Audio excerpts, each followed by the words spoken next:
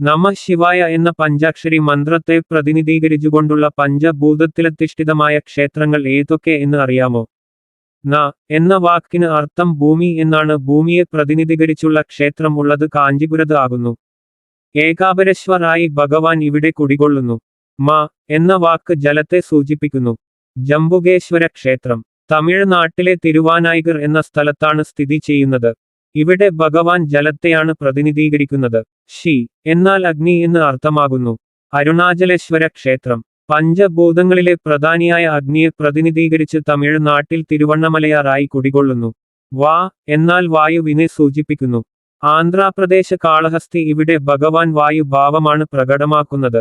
യ എന്നാൽ ആകാശം. ആകാശത്തെ പ്രതിനിധീകരിക്കാൻ ഭഗവാൻ നടരാജ രൂപമാണ് കൈക്കൊണ്ടിട്ടുള്ളത്. തമിഴ്നാട്ടിലെ ചിദംബരത്തുള്ള ചിദംബരം ക്ഷേത്രമാണ് ഇത്. ഇവയൊക്കെയാണ് ഭഗവാൻ പഞ്ചഭൂത ഭാവത്തിൽ